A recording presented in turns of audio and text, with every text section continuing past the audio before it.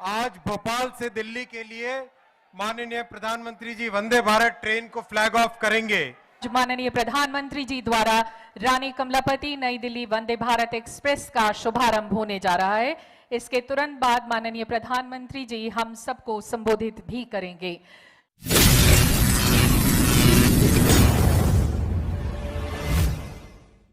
शुभारंभ की स्वर्णिम घड़ी आ गई है। मध्य प्रदेश वासियों, माननीय प्रधानमंत्री जी से विनम्र अनुरोध है कि वंदे भारत एक्सप्रेस को हरी झंडी दिखाकर रवाना करें और सभी गणमान्य नागरिकों से अनुरोध है कि इस पल के साक्षी बनते हुए करतल ध्वनि करते हुए वंदे भारत एक्सप्रेस को रवाना करने के पल के साक्षी बने।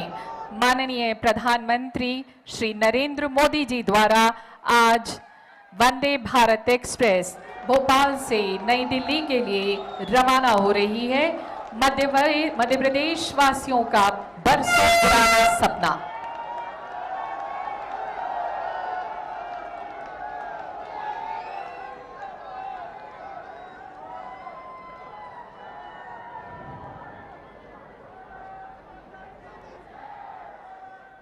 इस पल का मध्य प्रदेश वासियों को बरसों से इंतजार रहा है। 300 से ज्यादा स्कूली बच्चे वंदे भारत से सफर कर रहे हैं। माननीय प्रधानमंत्री जी से बच्चों ने संवाद भी किया और प्रधानमंत्री के दिल के बेहद करीब ये बच्चे आज अपने बीच उन्हें पाकर बेहद उत्साहित हैं। ये उन सबके लिए एक यादगार पल रहा। और वंदे भारत एक्सप्रेस भोपाल से दिल्ली के लिए रवाना हो रही है। माननीय प्रधानमंत्री जी सब बच्चों को अलविदा कहते हुए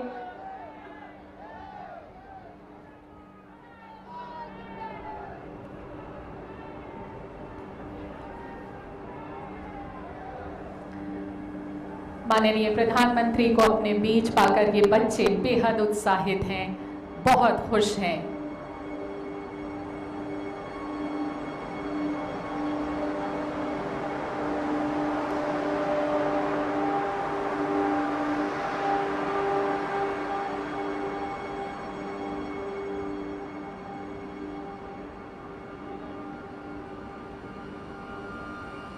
इस ट्रेन के जरिए भारत की राजधानी और मध्य प्रदेश की राजधानी को आपस में कनेक्टिविटी और तेज परिवहन की सुविधा मिलेगी। माननीय प्रधानमंत्री जी का ये अद्भुत तोहफा, यादगार तोहफा मध्य प्रदेश वासियों के लिए।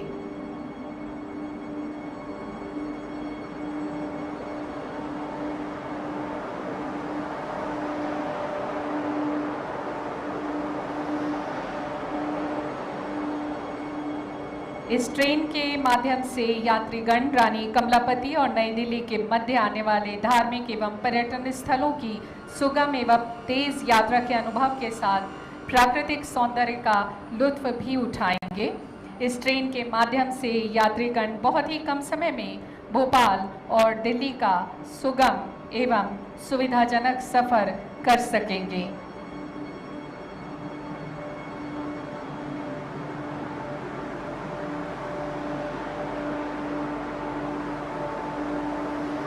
ट्रेन में बैठे सभी लोगों का अभिवादन स्वीकार करते हुए माननीय प्रधानमंत्री श्री नरेंद्र मोदी जी।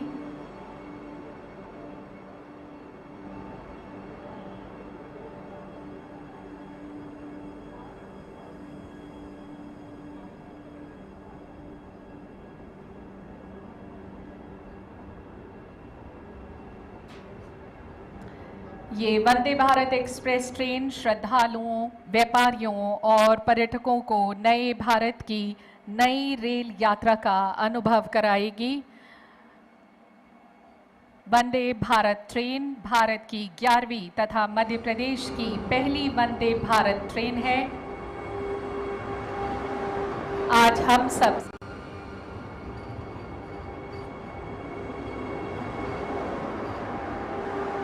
और ये दिल्ली के लिए रवाना वंदे भारत एक्सप्रेस। अब हम आमंत्रित करते हैं जिनकी शब्द ध्वनि सुनने के लिए आप हम सब बड़ी देर से प्रतीक्षारत हैं। माननीय प्रधानमंत्री जी श्री नरेंद्र मोदी जी।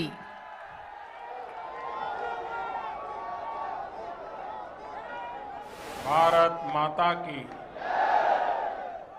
भारत माता की। मध्य प्रदेश के राज्यपाल श्रीमान मंगूभाई पटेल, मुख्यमंत्री भाई शिवराज जी, रेल मंत्री अश्विनी जी, अन्य सभी महानुभाव और विशाल संख्या में आए हुए भोपाल के मेरे प्यारे भाइयों और बहनों, सबसे पहले मैं इंदौर मंदिर में रामनवमी का जो हादसा हुआ, मैं अपना दुख व्यक्त करता हूं। इस हादसे में जो लोग असमय हमें छोड़ गए, उन्हें मैं श्रद्धांजलि देता हूं। उनके परिवारों के प्रति अपनी संवेदना व्यक्त करता हूं। जो श्रद्धालु जख्मी हुए हैं, जिनका अस्पताल में इलाज जारी है, मैं उनके जल्द स्वास्थ्य की भी कामना करता हूं। साथियों, आज एमपी को अपनी पहली वंदे भारत एक्सप्रेस ट्रेन मिली है। वंदे भारत एक्सप्रेस से भोपाल और दिल्ली के बीच का सफर और तेज हो जाएगा। ये ट्रेन प्रोफेशनल्स के लिए, नौजवानों के लिए, कारोबारियों के लिए नई सुविधा लेकर के आएगी। साथियों, ये आयोजन जिस आधुनिक और भव्य रानी कमलापति स्टेशन पर हो रहा है, उसका लोकार्पण करने का सौभाग्य भी आप सब मुझे दिया था।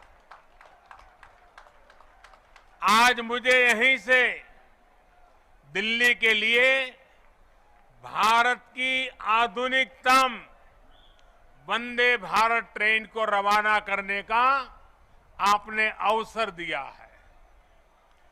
रेलवे के इतिहास में कभी बहुत कम ऐसा हुआ होगा कि एक स्टेशन पर इतने कम अंतराल में किसी प्रधानमंत्री का दोबारा आना हुआ हो।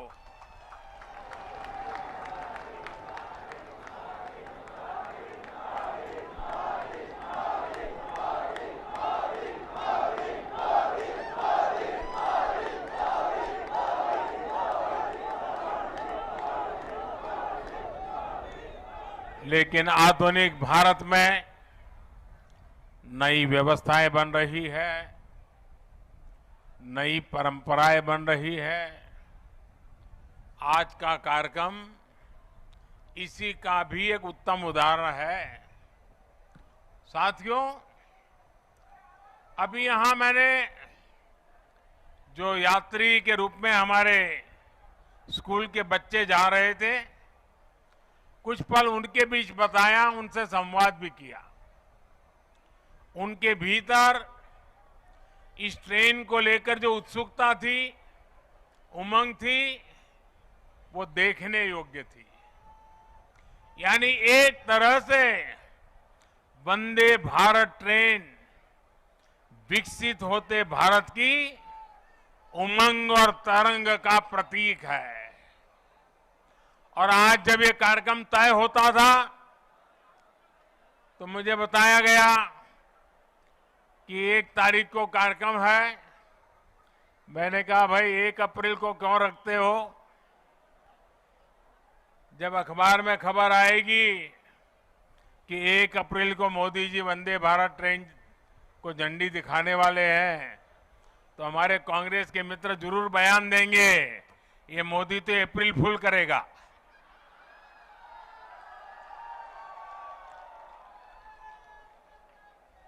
लेकिन आप देखते हैं 1 अप्रैल को ही ये ट्रेन चल पड़ी है। साथियों, ये हमारे कौशल हमारे सामर्थ्य, हमारे आत्मविश्वास का भी प्रतीक है।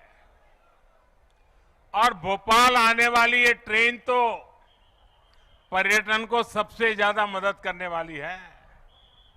इससे सांची स्तूप, भीमबेटका, भोजपुर और उदयगिरी गुफा जैसे पर्यटन स्थलों में आवाजाही और बढ़ने वाली है।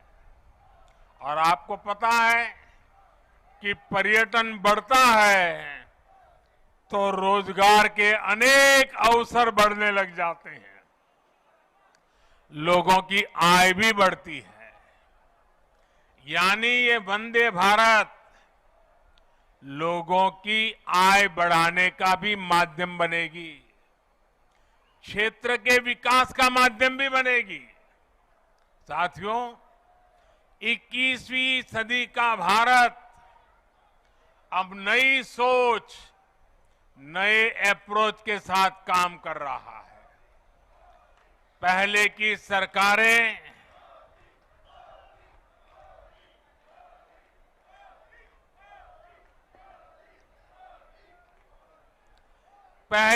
सरकारें तुष्टीकरण में ही इतना व्यस्त रही कि देशवासियों के संतुष्टीकरण पर उनका ध्यान ही नहीं गया।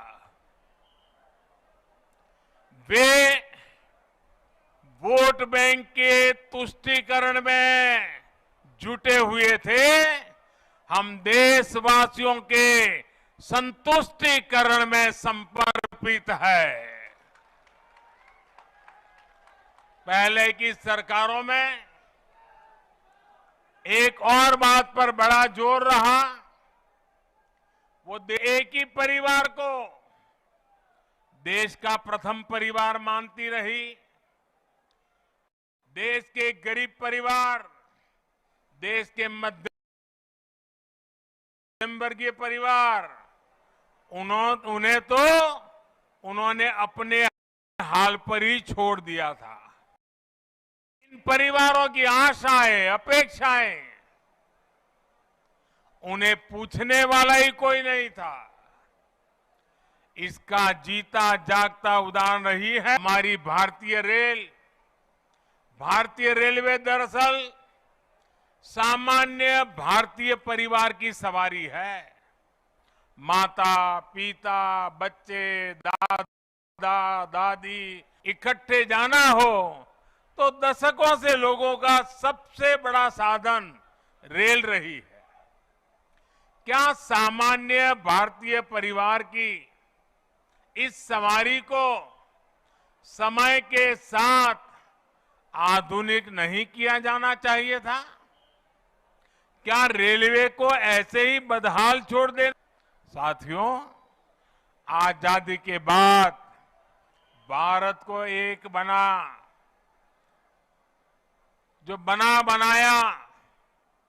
बहुत बड़ा रेलवे नेटवर्क मिला था।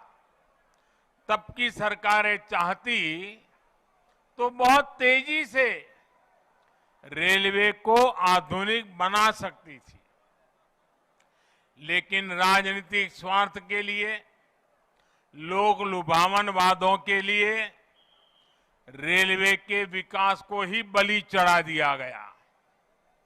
हाल तो ये थी कि आजादी के इतने दशकों बाद भी हमारे नॉर्थ ईस्ट के राज्य ट्रेन से नहीं जुड़े थे।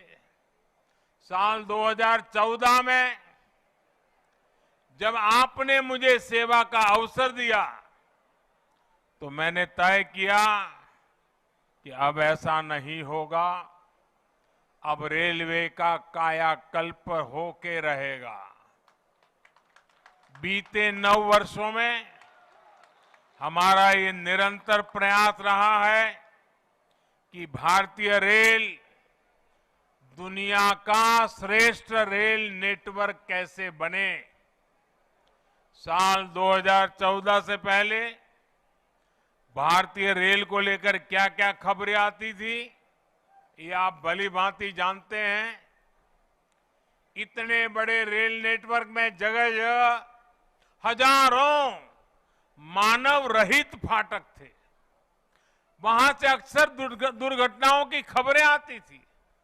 कभी कभी स्कूल के बच्चों की मौत की खबरें दिल दहला देती थी।